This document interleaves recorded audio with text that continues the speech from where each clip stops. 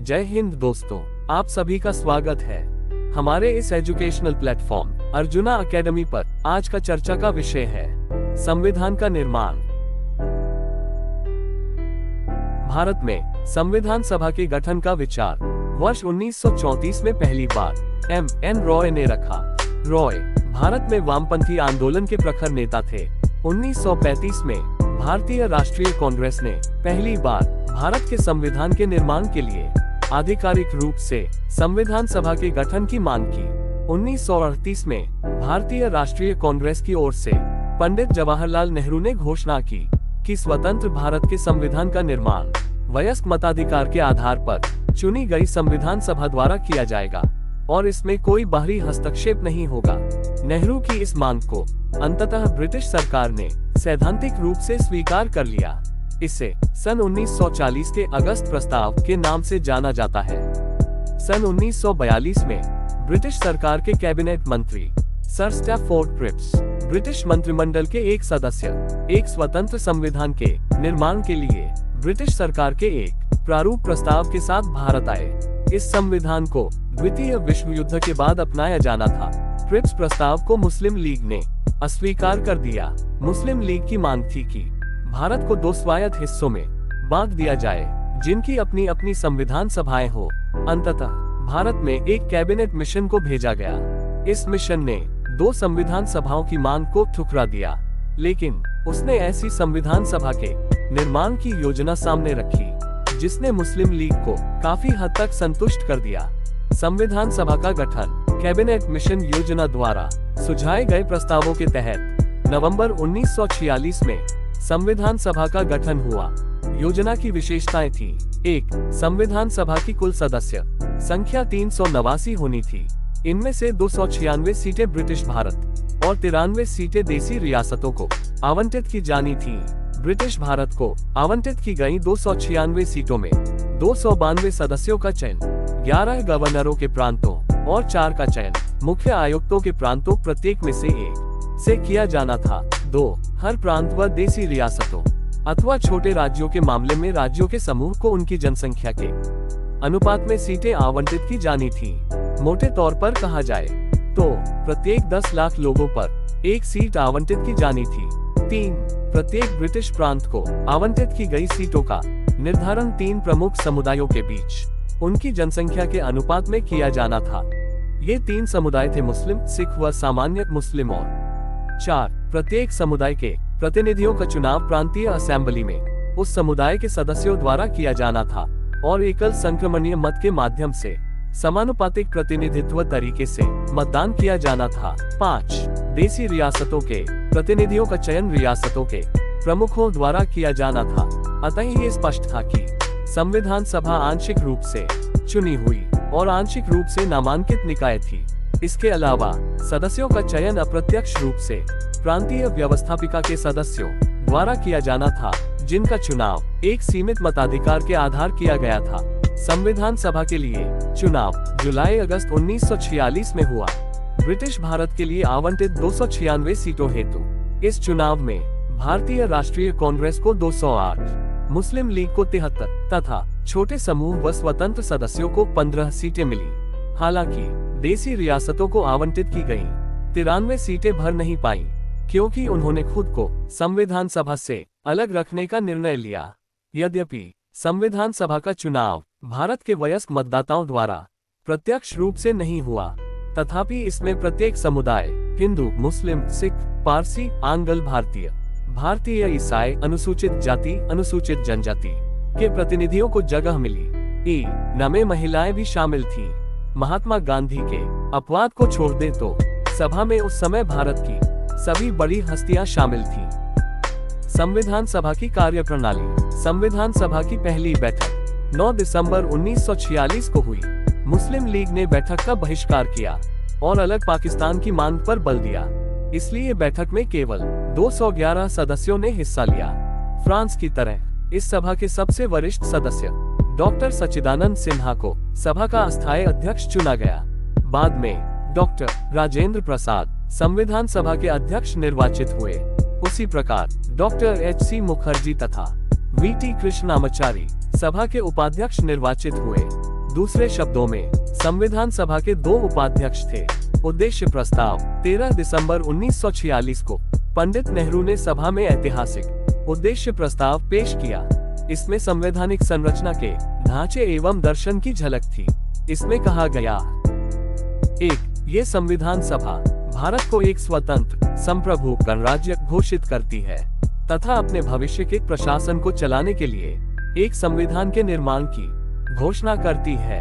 2. British Bharat में शामिल सभी क्षेत्र, भारतीय राज्यों में शामिल सभी क्षेत्र तथा भारत से बाहर के इस प्रकार के सभी क्षेत्र तथा वे अन्य क्षेत्र जो इसमें शामिल होना चाहेंगे, भारतीय संघ का हिस्सा होंगे।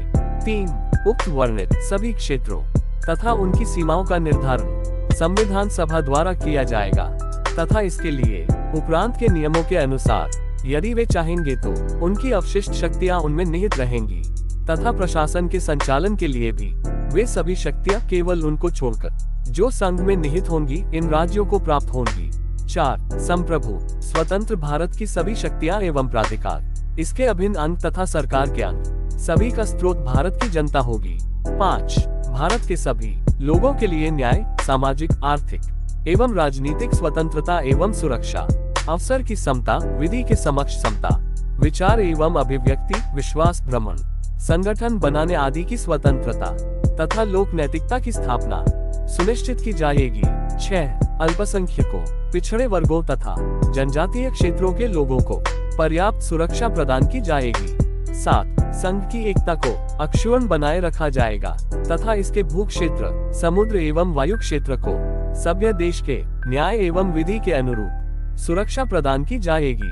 8. इस प्राचीन भूमि को विश्व में उसका अधिकार एवं उचित स्थान दिलाया जाएगा तथा विश्व शांति एवं मानव कल्याण को बढ़ावा देने के निमित्त उसके योगदान को सुनिश्चित किया जाएगा। इस प्रस्ताव को 22 जनवरी 1946 को सर्वसम्मति से स्वीकार कर लिया गया। इसने संविधान के स्वरूप को काफी हद तक प्रभावित किया। इसके परिवर्तित रूप से संविधान की प्रस्तावना बनी। स्वतंत्रता अधिनियम द्वारा परिवर्तन संविधान सभा से खुद को अलग रखने वाली देसी रियासतों के प्रतिनिधि धीरे धीरे इसमें शामिल होने लगे। 28 अप्रैल 1947 को 6 राज्यों के प्रतिनिधि सभा के सदस्य बन चुके थे। 3 जून 1947 को भारत के बंटवारे के लिए पेश की गई माउंटबेटन योजना को स्वीकार करने के बाद अन्य देसी रियासतों के ज्यादातर प्रतिनिधियों ने सभा में अपनी सीटें ग्रहण कर ली। भारतीय हिस्से की मुस्लिम लीग के सदस्य भी सभा में शामिल हो गए। भारतीय स्वतंत्रता अधिनियम 1947 में सभा की स्थिति में निम्न 3 परिवर्तन किए। 1. सभा को पूरी तरह संप्रभु निकाय बनाया गया जो स्वेच्छा से कोई भी संविधान बना सकती थी। इस अधिनियम ने सभा को ब्रिटिश संसद द्वारा भारत के संबंध में बनाए गए किसी भी कानून को समाप्त करने अथवा बदलने का अधिकार दे दिया।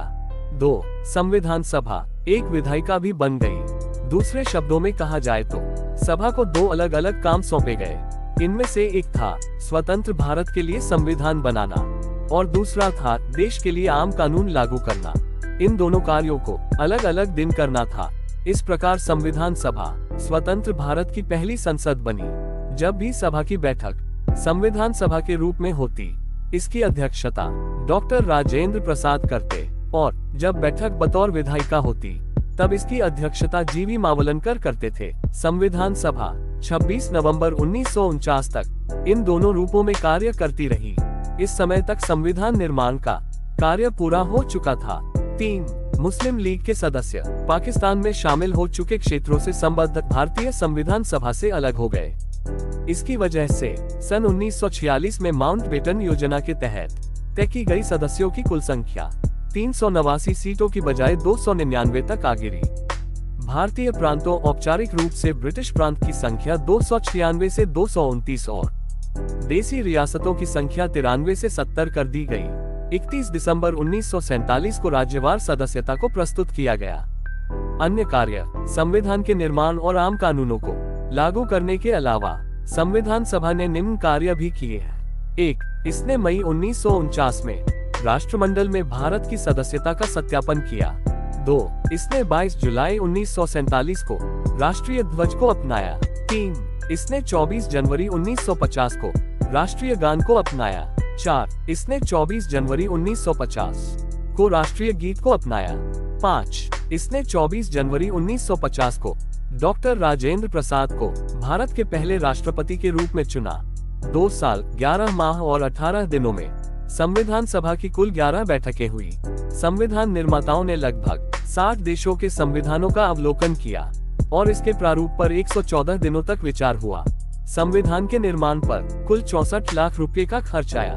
24 जनवरी 1950 को संविधान सभा की अंतिम बैठक हुई। इसके बाद सभा ने 26 जनवरी 1950 से 1951-52 में हुए आम चुनावों के बाद बनने वाली नई संसद के निर्माण तक भारत की अंतरिम संसद के रूप में काम किया। संविधान सभा की समितियां। संविधान सभा ने संविधान के निर्माण से संबंधित विभिन्न कार्यों को करने के लिए कई समितियां का गठन किया। इनमें से 8 बड़ी समितियां थी तथा अन्य छोटी समितियां। इन समितियों के अध्यक्षों के नाम इस प्रकार हैं। बड़ी समितियां। 1. संघ शक्ति समिति जवाहरलाल नेहरू। 2. संघीय संविधान समिति जवाहरलाल नेहरू। 3. प्रांतीय संविधान समिति सरदार पटेल। 4. प्रारूप समिति डॉक्टर भीमराव अंबेडकर। 5. मौलिक अधिकारों, अल्पसंख्यकों एवं जनजातियों तथा बहिष्कृत क्षेत्रों के लिए सलाहकार समिति परामर्शदाता समिति सरदार पटेल।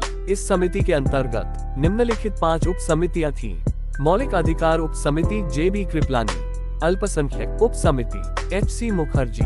उत्तर पूर्व सीमांत जनजातीय क्षेत्र असम को छोड़कर तथा आंशिक रूप से छोड़े गए क्षेत्र के लिए उप समिति गोपीनाथ बोदोलोई। छोड़े गए एवं आंशिक रूप से छोड़े गए क्षेत्रों असम में सिंचित क्षेत्रों के अलावा के लिए उप समिति AV ठक्कर। उत्तर पश्चिम फ्रंटियर जनजाति क्षेत्र उप समिति। 6. प्रक्रिया नियम समिति डॉक्टर राजेंद्र प्रसाद। 7. राज्यों के लिए समिति जवाहरलाल नेहरू। 8. संचालन समिति डॉक्टर राजेंद्र प्रसाद। छोटी समितियां। 1. वित्त एवं कर्मचारी स्टाफ समिति डॉक्टर राजेंद्र प्रसाद। 2. प्रत्यायक क्रेडेंशियल समिति अल्लादी कृष्णास्वामी अय्यर। 3. सदन समिति B. पट्टाभी सीतारमैया। 4. कार्य संचालन समिति डॉक्टर KM मुंशी। 5. राष्ट्र ध्वज संबंधी तदर्थ समिति डॉक्टर राजेंद्र प्रसाद। 6. संविधान सभा के कार्यों के लिए समिति GV मावलंकर। 7. सर्वोच्च न्यायालय के लिए तदर्थ समिति S. वरदाचारी जो कि सभा के सदस्य नहीं थे। 8. मुख्य आयुक्तों के प्रांतों के लिए समिति B. पट्टाभी सीतारमैया। 9. संघीय संविधान के वित्तीय प्रावधानों संबंधी समिति नलिनी रंजन सरकार जो कि सभा के सदस्य नहीं थे। 10. भाषाई प्रांत आयोग SK डार जो कि सभा के सदस्य नहीं थे। 11. प्रारूप संविधान की जांच के लिए विशेष समिति जवाहरलाल नेहरू। 12. प्रेस दीर्घा समिति उषा नाथ सेन। 13. नागरिकता पर तदर्थ समिति S.